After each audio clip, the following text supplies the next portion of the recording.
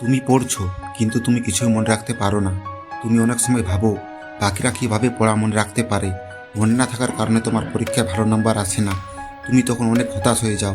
তুমি মনে মনে ভাবো আমি কি করব, কি করলে আমার পড়া মনে থাকবে। তোমাকে সবাই বলে তুমি পড়া মনে রাখতে পারো না। তখন তুমি অনেক হতাশ হয়ে যাও। তুমি বুঝতে পারো না আমি কি করব, কি করলে আমার পড়া মনে থাকবে। বইয়ের দিকে তাকালে শুধু ঘুম চলে আসে, কোনোভাবেই পড়তে মন চায় না। তো চলো তোমাদেরকে এই পড়া মনে রাখার কিছু কৌশল বলি। তুমি জানো 90% স্টুডেন্ট পড়া মনে রাখতে পারে না, কারণ তারা পড়ার নিয়মটা জানে না। তারা শুধু পড়েই যায়, কিন্তু সেটা মনে রাখার চেষ্টা করে না। আর 10% স্টুডেন্ট পড়া মনে রাখতে পারে, কারণ তারা পড়া মনে রাখার কিছু কৌশল মেনে চলে। এ কারণেই তারা পড়া মনে রাখতে পারে এবং তারা পরীক্ষায় ভালো নম্বর পায়। তো চলো তোমাদেরকে কিছু পড়া মনে রাখার নিয়ম বলি। 1 নম্বর, মনে করার চেষ্টা।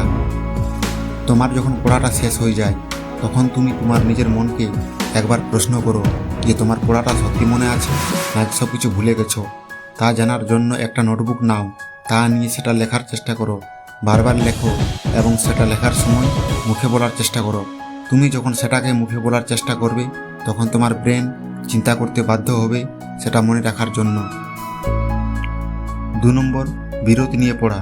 তুমি যখন একটানা 5 থেকে 6 ঘন্টা পড়বে তখন তুমি তা কিছুই মনে রাখতে পারবে না। তাই তুমি একটানা না পড়ে বিরতি নিয়ে পড়ো, একটু নিজেকে সময় দাও। এভাবে পড়লে তোমার ব্রেন একটু বিশ্রাম পাবে। তখন আমাদের ব্রেনের তথ্য সংগ্রহ করার ক্ষমতা বাড়ে। 25 থেকে 30 মিনিট পড়ার পর 5 মিনিট ব্রেক নাও। এই সময় তুমি হালকা হাঁটো, না হলে চোখটিকে বন্ধ করে বিশ্রাম করো। এভাবে পড়লে তোমার পড়ার সময় বিরক্ত লাগবে না। বিরতি নিয়ে পড়া মানেই তোমার ব্রেনকে আরও শক্তিশালী করে তোলা। 3 নম্বর, একটা রুটিন বানাও। তোমার পড়া মনে না থাকার মূল কারণ রুটিন না করে তুমি নিজেই ভুলে যাও কখন তুমি কোন সাবজেক্টটা পড়েছো। তাই তুমি ঠিকভাবে মনে রাখতে পারো না। আজ যেটা পড়েছো কাল সেটা পড়ছো না, তাই এই কারণে তোমার কিছু মনে থাকছে না। তাই আজ একটা রুটিন বানাও। সকাল বিকাল দুপুর কখন কোন সাবজেক্টটা পড়বে তা ঠিক করো। নির্দিষ্ট সময়ে পড়লে তোমার ব্রেন অভ্যস্ত হয়ে পড়বে।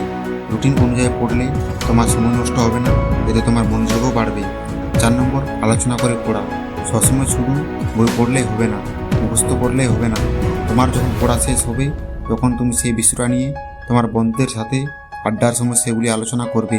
আলোচনার মাধ্যমে তোমার যেটা মনে আসবে না সেটা তোমার বন্ধু তোমাকে জানিয়ে দেবে। এতে তোমার মনে রাখার ক্ষমতা আরও বাড়বে। এভাবে আলোচনা করলে যে কোনো কঠিন বিষয় সহজ হয়ে যায়।